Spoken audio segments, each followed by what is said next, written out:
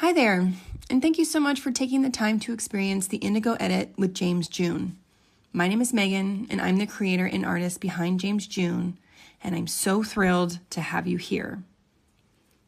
Indigo and resist dyeing techniques have deep roots across many cultures, including Japanese Shibori, West African indigo traditions, and practices throughout South and Southeast Asia.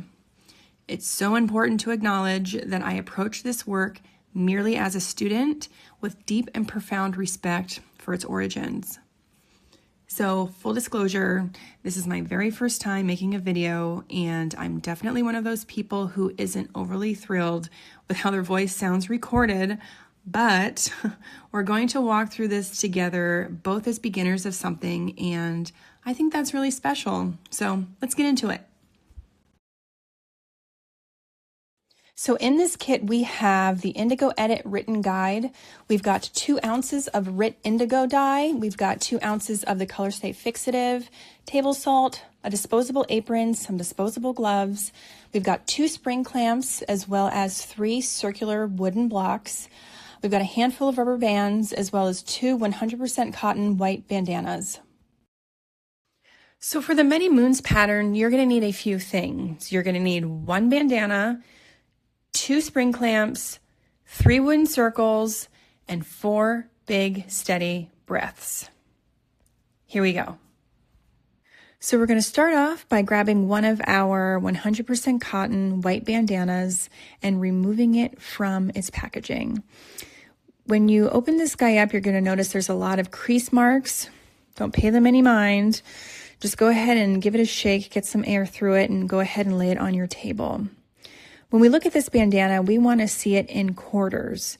We are going to divide this bandana into fourths by folding it into 4 different panels, accordion style.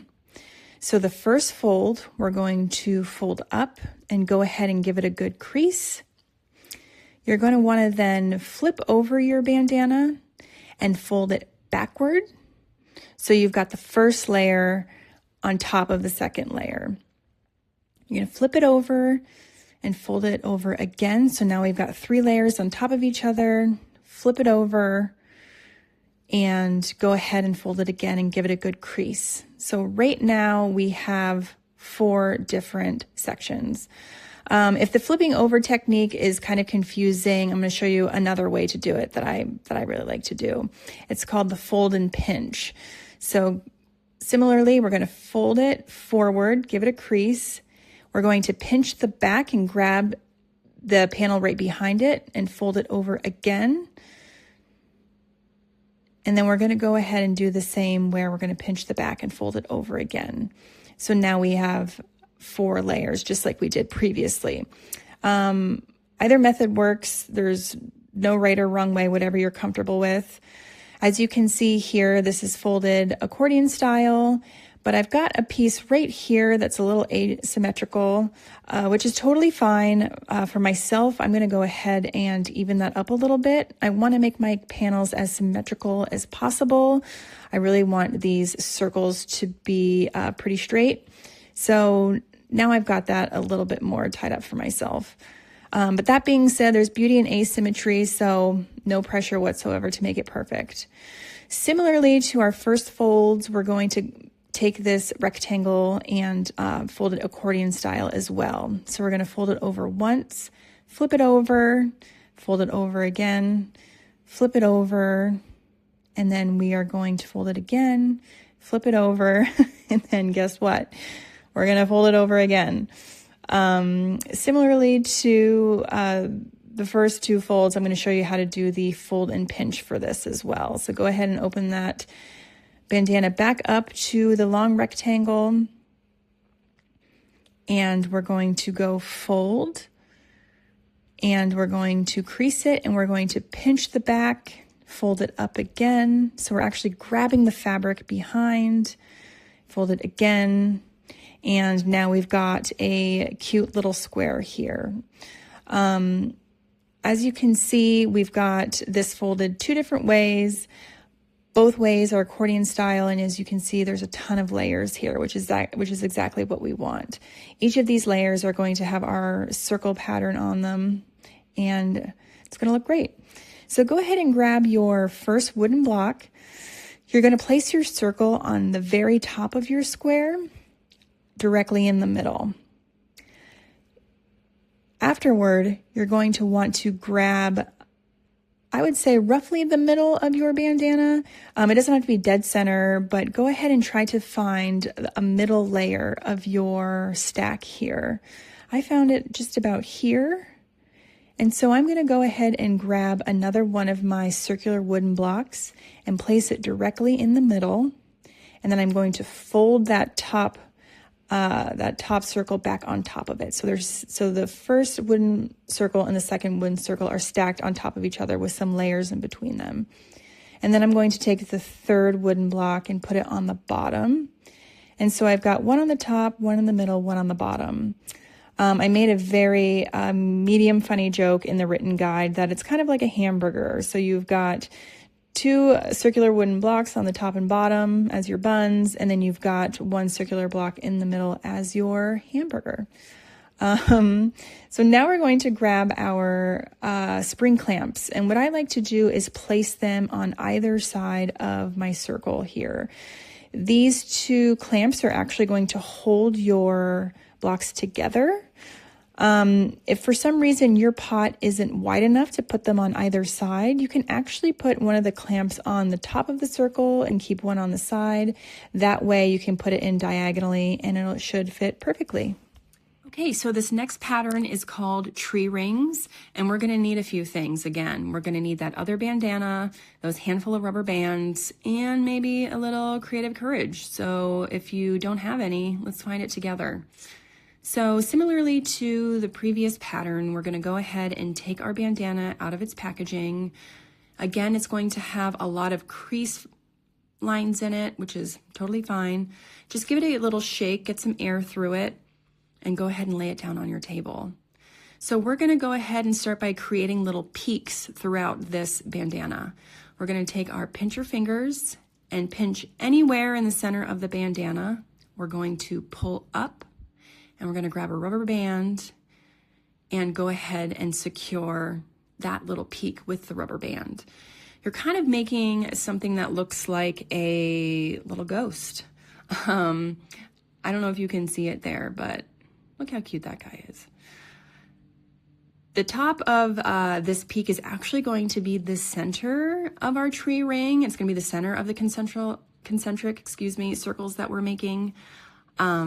I want my tree rings to have multiple rings. So I'm gonna go ahead and add another rubber band to the base of the original peak that I created. But we wanna make sure that we're leaving room between the two rubber bands. I'm gonna add a third one as well to create a third ring. And I'm sure you can probably guess by now, anywhere where you are placing these rubber bands is going to be where the restriction to the dye is gonna be. So where you're placing these rubber bands is where it's going to say mostly white, and the exposed bandana is what's going to turn indigo. So just something to keep in mind while you are creating this pattern. So I've chosen to do a little bit more of a symmetrical pattern. I'm gonna do the corners next. There's another way you can actually pinch this fabric and make these peaks, and I just did it right there, where you can push the fabric up into the circle of your other hand. Might be a little bit easier than pinching. Either way works, super great. For these corners, I'm going to take a little bit of a different route than I did my middle concentric circle. I'm only going to do two circles on these guys. I don't have as much room as I did for that middle circle, so I'm just going to keep these corner pieces a little more simple with only two circles.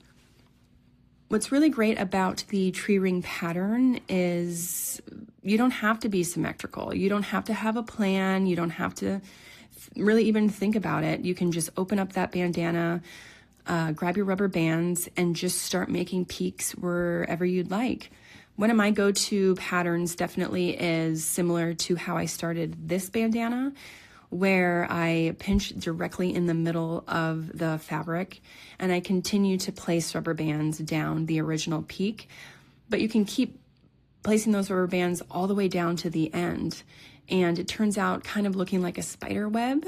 You're gonna have one square big bandana with multiple circles radiating from the middle, and it's really beautiful. It's one of my favorite patterns to do. But if symmetry is not your thing and you feel like getting a little wild, you could also do peaks all over this bandana. The more peaks you do, the more rubber bands you add, the busier it's going to look, which I think looks really cool. And when you do a bunch of peaks on a bandana, it actually ends up looking like bubbles, which I think is really cool, really beautiful. So there really is kind of endless possibilities here on how to create this pattern.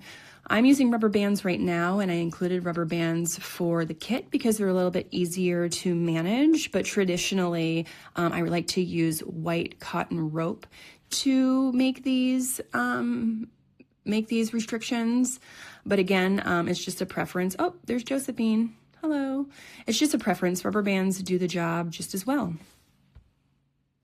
All right, next is the main event. It's the dye job, and we're gonna need a lot of stuff for it. So we're gonna need the dye, the salt, the color fixative, our bound bandanas, spooner tongs. We wanna cover our table. We need gloves and apron, a large pot, and about 20 cups of hot water. The hot water is gonna be around 140 degrees. We don't want it boiling. We want it to kind of be similar to a very hot bath. So I just keep butcher paper around that I like to cover my table with. You can use old shopping bags, you could use newspaper, an old towel, whatever you'd like. This is my go-to stainless steel pot that I have full of about 1.5 gallons of very warm water. It's hot water. 140 degrees is pretty hot.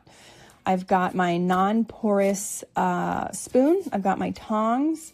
I've got the RIT dye, the salt, and my 2 bound bandanas. So we're going to use all of this dye. We're going to put all 2 ounces in there. And this dye is, will, true to its name, it will dye your hands. So definitely, if you're not used to using dye, go ahead and put gloves on. My hands are covered in dye all the time, so I just kind of wing it. But go ahead and put all of that, that dye in there. And then we use table salt as another part of the dyeing process because salt is going to go ahead and help bond that dye to our fabric. So go ahead and put all of that salt in there. I'm using my non-porous spoon to just give it a good stir. We really want all of that salt to be dissolved, but we also want to evenly distribute that dye to the water as well. As you can see in the small bottle of dye, there is sediment in it. Therefore, we really want to mix that sediment up in that pot and make sure that it's distributed pretty evenly. Go ahead and drop your first bandana in there. Use your tongs to submerge it, get it all the way under really well.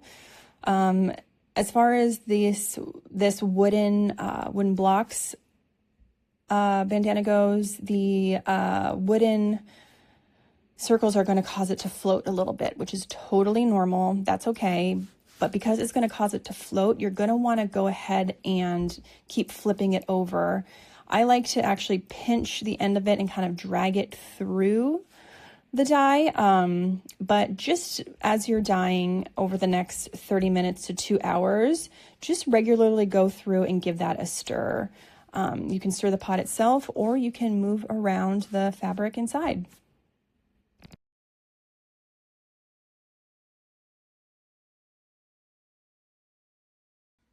So after your bandanas have been sitting in your dye for 30 minutes to 2 hours, definitely put gloves on for this part. As you can see, I'm wearing my most glamorous and gorgeous pair. And we're going to go ahead and pick up our bandanas out of the dye bath, and we're going to give them a really good squeeze just to get all of the excess dye out of there. We're not going to unbind them yet. We want to keep them bound, but we also want to just give them a good squeeze to get out all of that excess dye. I went ahead and moved over my dye pot, and now I'm bringing over another pot of very warm water, not quite as hot as our dye bath, but still like pretty warm to the touch. And I'm going to now add the Color Stay Fixative. This is such a key part of this. We're going to want to add this at the end of our dye bath because this is what's going to really lock in that indigo color, not allow it to bleed with your other clothes you may be washing with it, or rub off on your clothing while you're wearing it, or on your neck. It also is going to maintain the color vibrancy. So go ahead and mix that in really well, and then just take those bound bandanas and just toss them right back in there. You're going to want to go ahead and keep them in here for about 30 minutes. And similar to the dye bath, we want to move them around as well. We want to keep them moving, making sure that Color Stay Fixative is being distributed evenly throughout both of the bandanas. And voila, let them cook.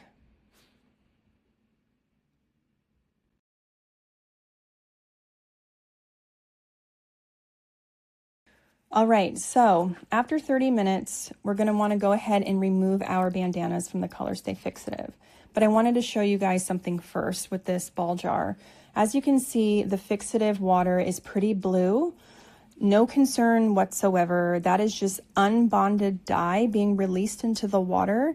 It's not going to affect your results whatsoever. So if your fixative water is really blue and you're worried about it, totally normal. Don't fret. Happens to all of us. So we're going to go ahead and give those bandanas a good squeeze again as well. Get out all of that extra fixative. And I'm going to go ahead and move my pot out of the way.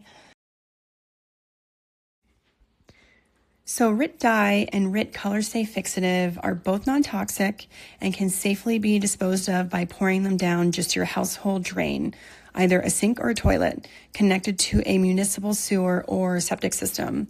I would run hot water while pouring to dilute the dye and prevent staining, particularly in porcelain sinks. I have a porcelain sink, so I know all about that. But if you do experience some staining, go ahead and check out the included written guide. I've got some good tips on how to get rid of them. So after your bandana has been sitting in the Color Stay Fixative solution for 30 minutes, we're going to go ahead and remove your bandanas from the pot, place them in your sink, and we're going to run cool faucet water over them. It's important that we keep them still bound. We're not removing the clamps or the rubber bands yet, but we do want to start rinsing them until the stream of your faucet becomes mostly clear. Okay, so now this is the best part.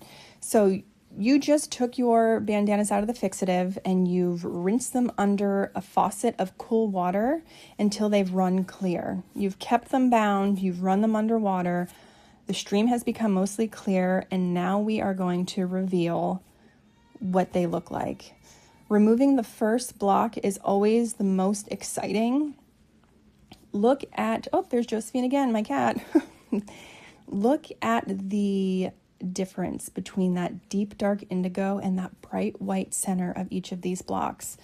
I've made this pattern a million times. It's my favorite pattern. I love doing it in this indigo color because each and every one of these circles looks like a different moon, which I think is just really magical. Look how beautiful this looks. It looks awesome. I love it. Your bandana is going to look darker when it's wet. This is definitely going to dry a lot lighter than it looks wet, but regardless, it's still gorgeous.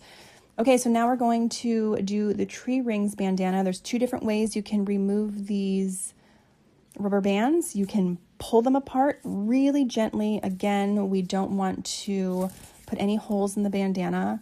Or you can always use scissors and just cut them off. I reuse my rubber bands over and over and over again until they essentially disintegrate. So I don't cut them off. I will gently pull them off. I try to be as sustainable as possible, and I reuse everything a million times before I end up getting rid of it. So what I like to do is gently pull out each of these little peaks so I can reuse the bandanas, but you can do whatever you're comfortable with. As you can see, the white rubber bands haven't changed color because this particular kind of dye does not adhere to synthetics. And these rubber bands are synthetic, therefore they won't take any of the dye. It's only going to adhere to natural fibers. So that's why they still look brand new. All right, so let's take a look and see how this concentric circle one turned out. Oh man, I love it. I love all three of those beautiful rings in the middle, such a good focal point. But I also like the accent rings on each of the corners. I know if I wear this as like a camp tie around my neck, you're going to see those accent rings on the corners really well. You're going to see that beautiful triple ring in the middle on the back of the tie. It's really beautiful. I love this one. And then let's take a look at the Many Moons one as well. I love just the stark white of each of these circles against that dark indigo. I just think it's really, really special and a go-to pattern of mine for a reason. All right, now I'm going to take them and wash them.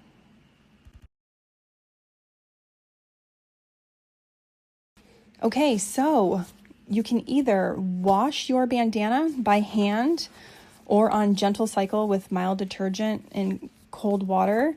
And then you can go ahead and lay it flat to dry or bop it into a low heat dryer as well. These guys are 100% cotton, so they dry super well. I would just lay them as flat as possible to keep the wrinkles out. But that being said, I always iron my bandanas on a high steam setting just to keep them looking extra crispy. And that's it. Thank you so much for dyeing with James June and for inviting us into your space. There's just something really special about making something with your own hands, and we're so glad you created this with us. And now you get to make it your own. So until then, take care.